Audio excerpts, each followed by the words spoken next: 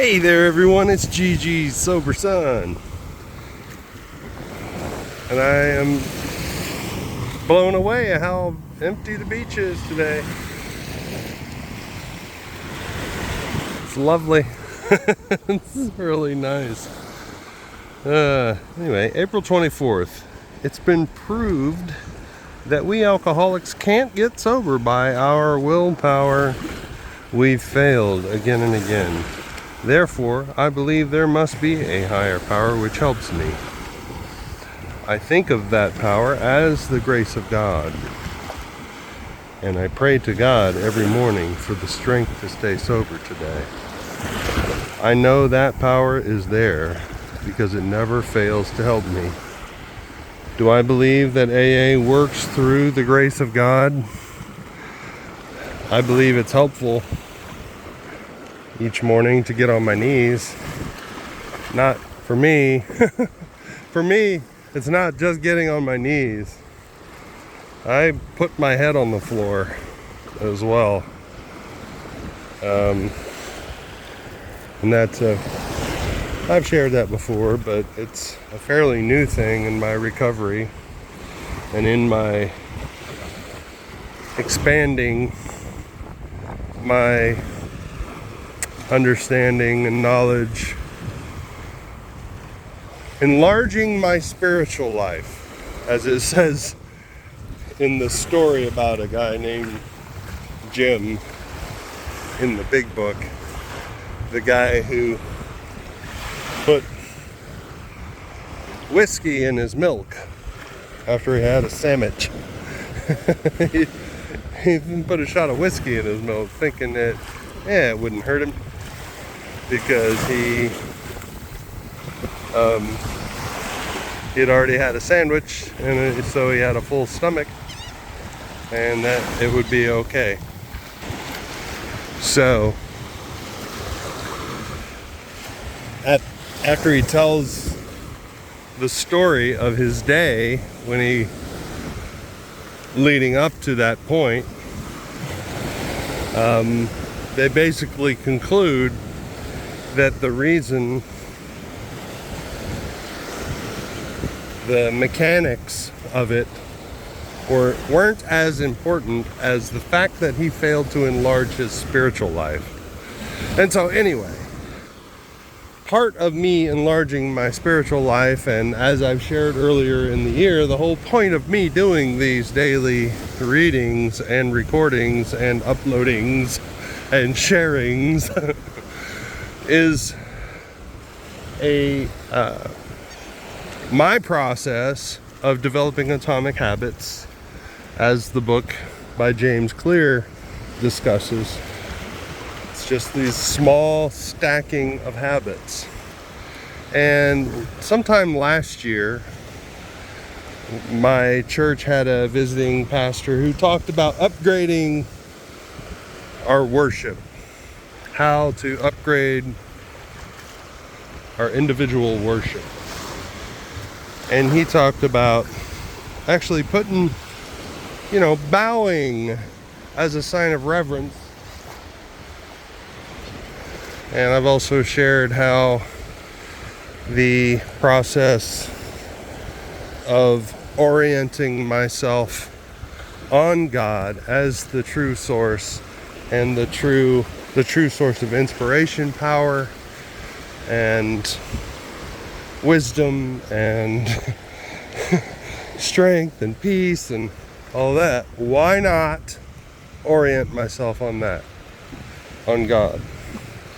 And so all that process is just the mechanics of doing that.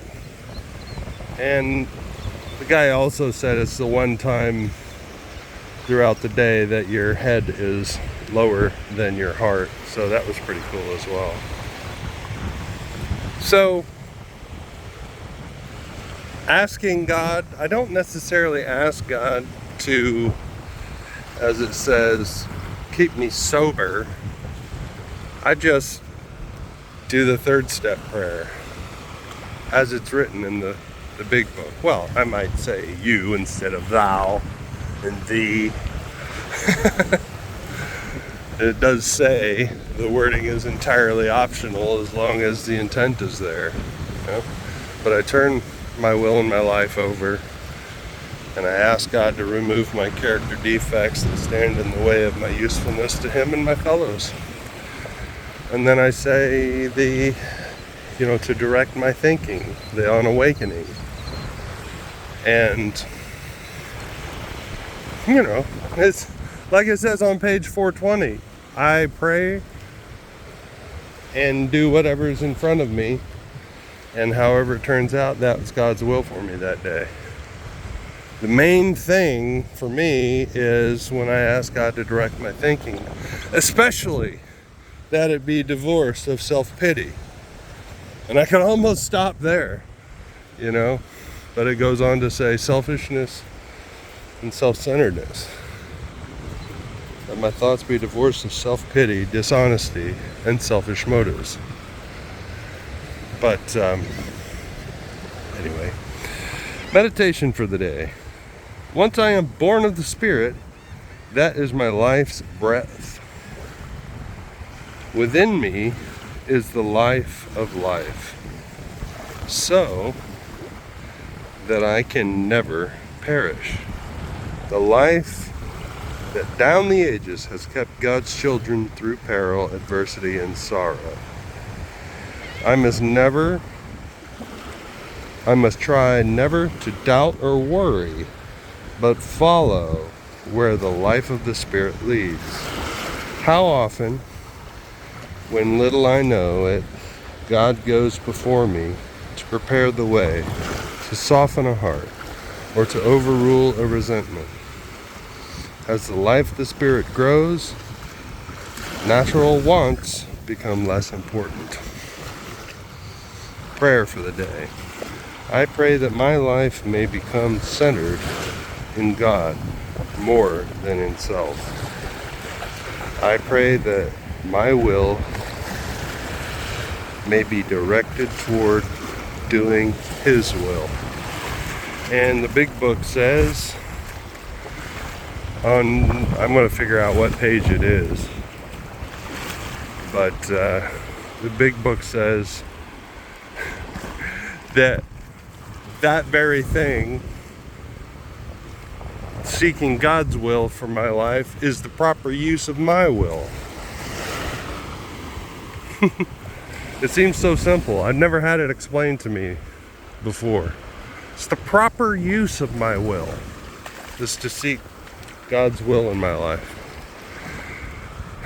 And I've heard growing up from religious people, and the big book does say that we should make use of what religious people have to offer. See where they are right. There's nothing in AA literature that says we should blow off religious people, and tell them they're full of crap. A lot of AAs believe that.